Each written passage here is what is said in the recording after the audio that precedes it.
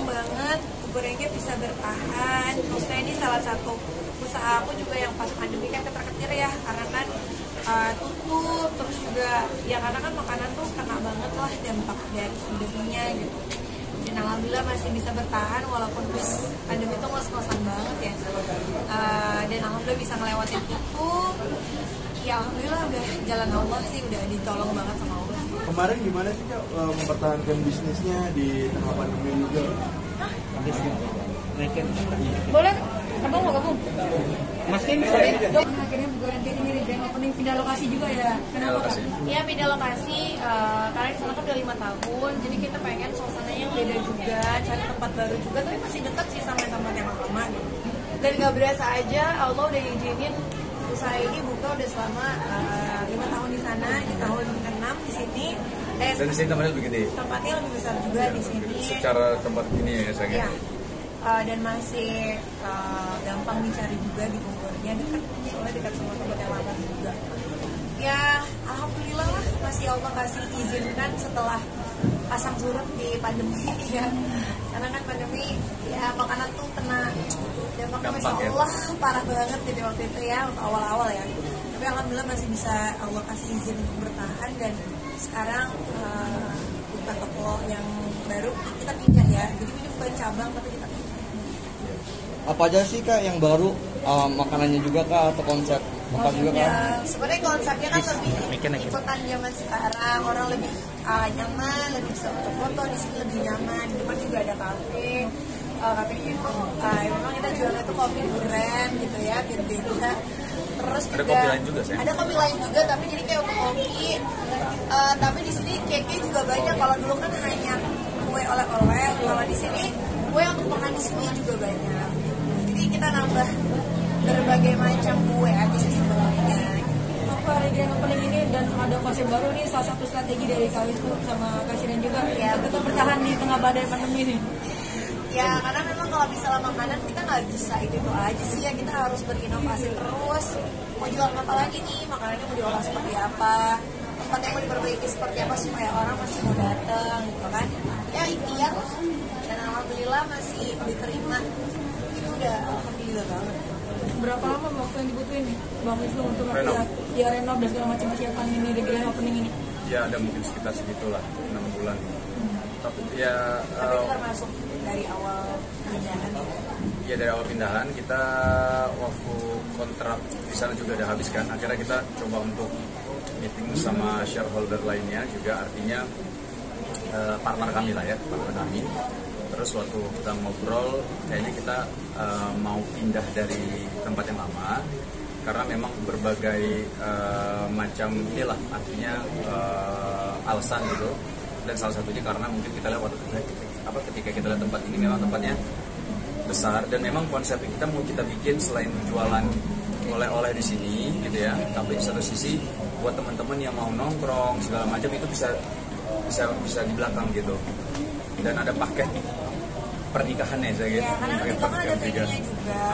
Jadi aku lihat kan nggak semua orang mau tempat nikahnya itu besar, intinya taman di belakang, tapi bisa sampai 100 orang sih. Jadi ya kita cobalah supaya tempatnya itu bermanfaat. Ini yang menarik, Wisnu sama Kasiran mengangkat kudapan lokal ya. Tadi kan bahannya bahan dari talas. Apa sih pertimbangannya dari Kak Wisnu sama Kasiran untuk mengangkat keanekaragaman makanan lokal gitu? Ya karena apa ya, kan kita ada di kota ini gitu ya. Kota ini terkenal dengan Bogor tuh terkenal dengan talas. Jadi kita harus angkat dong talas itu supaya anak-anak yang sampai sekarang itu tahu gitu. Oh talas itu ternyata enak ya diolah seperti ini, enak diolah seperti ini, enak, nggak cuman talas aja gitu ya, tapi diolah tuh enak banget, talas kan enak gitu kan, jadi diolah apa aja tuh enak, jadi cake enak, tadi aku juga bikin ada yang jadi macam-macam gitu, jadi keripik juga enak, semuanya juga enak gitu kan, jadi ya mencoba untuk mempertahankan ciri khasnya gitu. Dan apa ya? Kekayaan Indonesia lah. Kekayaan Indonesia itu kan salah satunya kalau menurut saya itu makanan. Betul. Coba kita lihat banyak orang tahu Indonesia itu salah satunya karena makanan. Kita bisa rendang, ya kan maksudnya makanan terenak di dunia gitu kan, versi apa waktu itu saya lupa. Cuma maksudnya dikenal sama orang. Jadi kita bahasanya salah satu, kalau menurut kami salah satu kekayaan Indonesia itu adalah makanan gitu. Nah, salah satu makanan yang memang di Bogor ini kita tahu dan kita kenal adalah talas gitu kan. Nah, biar bahasanya talas ini kita tetap dikenal, tadi Sharon udah bilang bahwa dikenal sama generasi sekarang. Kalau dulu mungkin orang tua kita pada tahu semua, teman-teman saya juga tahu gitu. Nanti mungkin sampai anak-anak kita yang memang mungkin secara generasi mungkin pengen sesuatu yang berbeda, mungkin kan artinya tadi kita bikin talasnya bikin di dessert ya, dessert box gitu ya. Jadi anak-anak juga tetap bisa menikmati dan diedukasi sama orang tuanya bahwa ini talas ini salah satu makanan khasnya Bogor gitu. Tapi ini diolah Pak jadi rent dessert gitu. Jadi kita harus angkat terus kan. Jangan sampai nanti bahasanya tuh yang anak-anak sekarang, anak-anak kita itu nggak tahu gitu loh, oh talas itu apa gitu, karena mungkin ada makanan dari luar mungkin gitu ya. Jadi tetap kita harus edukasi, sosialisasikan ke teman-teman semua dan anak-anak kita. Mas, salah satu cara untuk bisa bertahan dari pandemi adalah berinovasi kan. Tadi selain menghadirkan talas, apa lagi sih inovasi yang dihadirkan di Bogor Cake ini dari sisi menu dan segala macam? Ya kalau menu kan menu makanan juga cepet banget berputarnya di Indonesia, menu-menu viral kita coba coba adakan, tapi itu nggak bertahan lama sebenarnya. Tetap yang bertahan lama itu yang lama, konsep kita yang lama gitu dengan makanan yang awal. Kalau yang menu-menu viral kita adain tapi cuma kayak berapa bulan kita ganti. Kita mencoba untuk ngejar market yang viral juga kan. Jadi ya memang harus makanan tuh harus berinovasi sih sebenarnya. Karena kan muternya cepet banget kan. Kita nge-tren makanan misalnya nge-trennya roti Korea gitu. Gitu. Nge-trennya nanti sekarang lagi roti-roti Prancis gitu kan. Tapi produk kita tetap ada. Tapi produk kita tetap kita hilangin. Cuma kan itu kita putar gitu kan, tetap ada. Atau varian-variannya misalnya nih, waktu itu kan green tea happening di mana-mana. Udah kita bikin lagi. Nanti beberapa bulan lagi kita bikin varian tiramisu. Berapa bulan lagi supaya orang itu nggak bosen gitu kan. Supaya orang nggak kayak udah pernah beli nggak beli lagi. Jadi kecuali yang fansnya banget sih, masya Allah mereka beli terus. Tapi kan ada orang-orang yang nggak terlalu suka dessert yang mungkin tidak bisa makan berulang-ulang, jadi kita bikin inovasi supaya mereka mau nyobain lagi. Sama kolaborasi mungkin ya, salah satunya ya, di antara mungkin menghadapi masa pandemi, sama kayak di Malang juga, saya juga berkolaborasi dengan banyak pihak gitu, dan di sini juga artinya kita juga tetap mensupport produk-produk lokal Bogor ya, bahasanya kalau mau produk-produk lokal Bogor bisa beli di Bogor Cake juga. Terus selain itu juga kita membuka juga kerjasama dengan siapapun, artinya kayak misalnya kita ada rencana kerjasama dengan salah satu restoran di Bogor gitu, artinya kita buka juga di situ, artinya kita bisa mudah-mudahan artinya ada sinergi yang saling benefit satu sama lain. Nah ini terbuka untuk siapapun, artinya kolaborasi ini penting gitu. Nah itu kalau menurut saya beberapa cara untuk kita mengatasi pandemi ini lah. Mudah-mudahan bisa membantu satu sama lain. Insyaallah. Mas, kalau untuk menjaga mutu dan quality control terjun langsung atau seperti apa? Karena tadi Mas Iran sempat ada kekhawatiran kalau artis yang kurang begitu enak jadi komplain nih artis siapa nih gitu kan. Bukan itu kan mungkin stigma ya. Iya. Maksud dari pandangan dari orang tuh kayak misalnya ada seperti ini gitu. Stigma itu kan harus menjadi introspeksi dirinya kita kan. Maksudnya kayak aku nggak mau orang ngeklaim cuman sembarang aja jualan tapi nggak enak. Justru itu jadi beban menurut aku yang bagus dan aku sampaikan gitu loh ke mereka.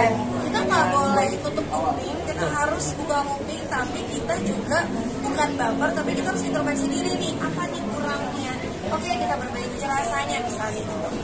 Jadi dan kebetulan memang aku juga suka baking, jadi memang aku agak kritis banget sama tim di sini dalam mau launching satu menu pun kayak aku nggak mau menu ini keluar karena menurut aku belum enak.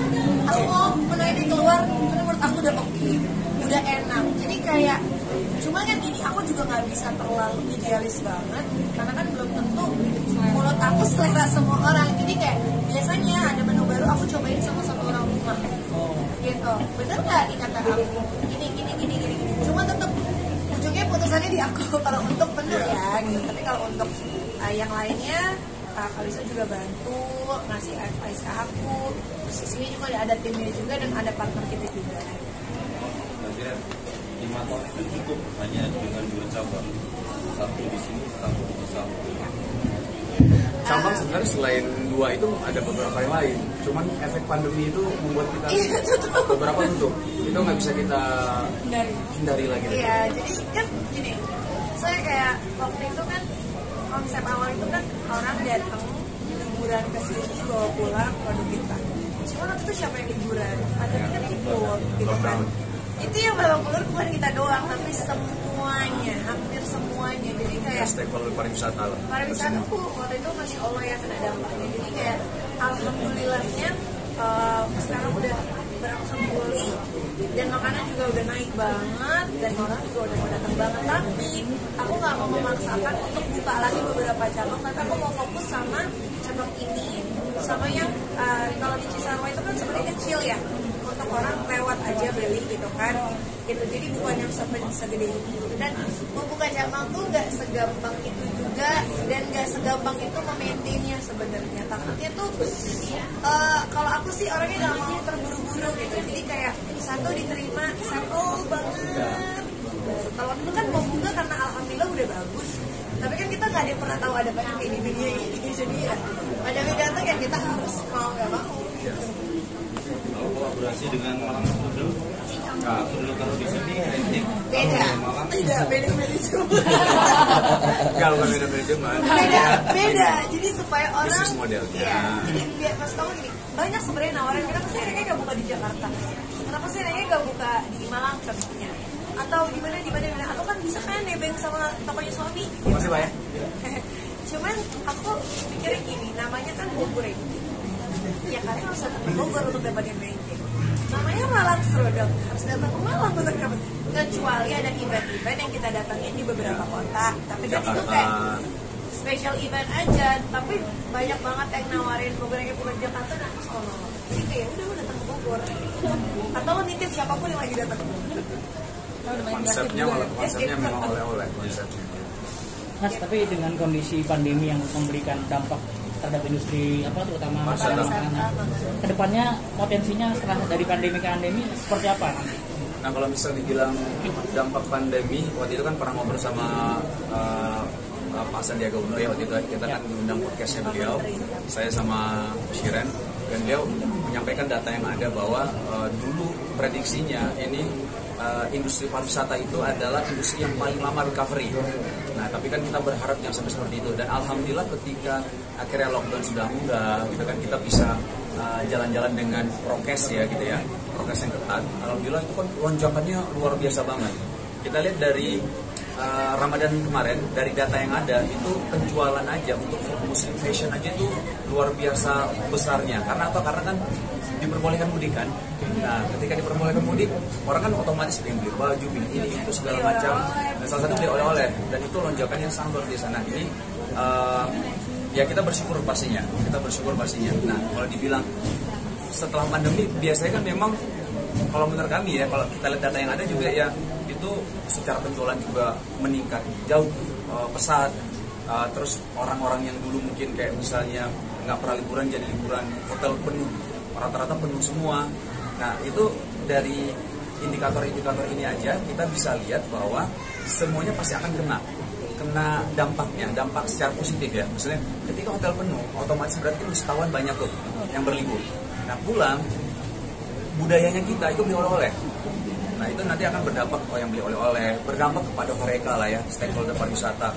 Kayak hotel, restoran, kafe, terus theme park, tempat-tempat wisata, dan park kayak misalnya kalau di Malang itu Jatim Park 1, Jatim Park 2, Museum Angkut. Di sini juga banyak di Bogor itu ya. Jadi makanya kita berdoa dan berharap mudah-mudahan pandemi seperti tahun 2019